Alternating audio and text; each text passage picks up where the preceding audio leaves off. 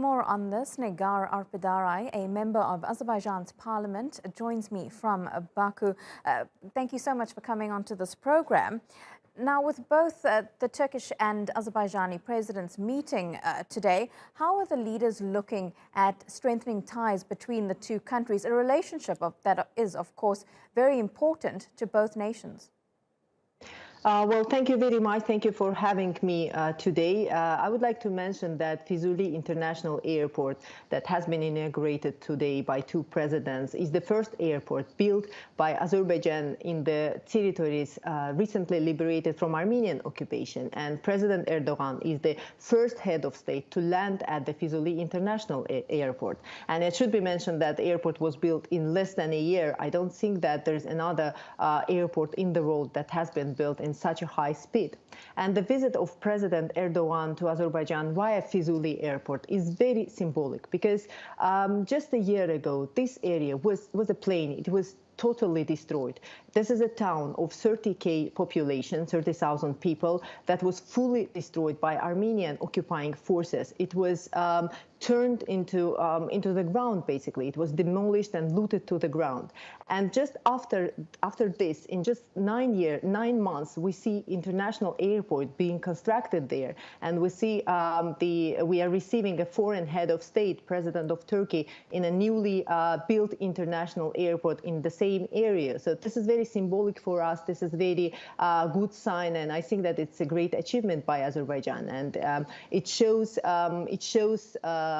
demonstrates the focus of Azerbaijan to rebuild Karabakh, to turn it into a prosperous land, and it shows Turkey's support in this sense, because it's not only airport. There will be roads, there will be railways, there will be schools, hospitals, many other projects, infrastructure projects that will be going on. So, and this is a very symbolic. That's a great day for us, honestly speaking, and we think that there are lots of things to be that will be going on ahead of us. Yeah, it certainly is a very impressive achievement for Azerbaijan.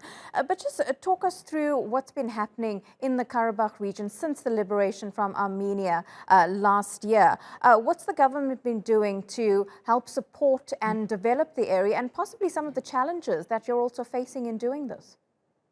Well, first of all, there is this dynamic created by President Aliyev and supported by President Erdogan. And the dynamic and the main focus for us is rebuilding, restoring liberated areas. Because, as I said, they are completely ruined. They are destroyed, and we have to invest. We have to rebuild all those areas to be able to bring Azerbaijani refugees and IDPs back to those areas.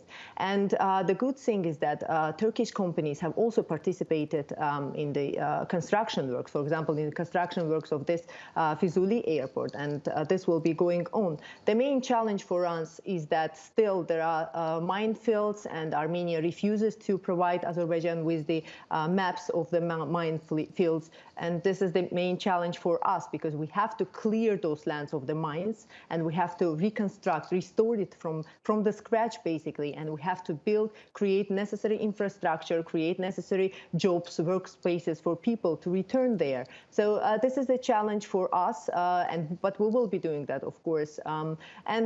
Speaking about, again, Turkey and Azerbaijan's cooperation in this sense, I would like to remind you of a very important document that Azerbaijan and Turkey signed just a few months ago. This is called Shusha Declaration, if you remember that. President Aliyev and President Erdogan together visited Shusha. This is Azerbaijan's cultural capital. It's the historic city. It's a very important city, not only for Azerbaijan, but for the whole region from a cultural and historic point of view. And a few months ago, President Aliyev and President Erdogan, in front of cameras, in front of public, in front of the whole world, signed this declaration.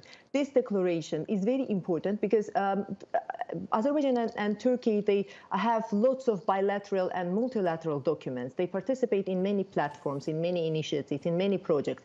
But this document sets out a new architecture of relations between Azerbaijan and Turkey. And it also states the principles of which these relations are built. And then it talks about other projects and situations and initiatives. So from this point of view, I would like again to remind you of Shusha Declaration and to say that it's really a unique document and we have to keep on working to be able to implement it properly and in full. Because Azerbaijan and Turkey are developing and building up cooperation in covering all spheres, from strengthening security cooperation to economic, cultural, transport, other side, investment, trade, etc. And we have to stress that this cooperation has exclusively positive nature, and we just have to build up on it. Nigar, thank you so much for wrapping that up for us so comprehensively. Much appreciated. Live to us from Baku. Thank you so much.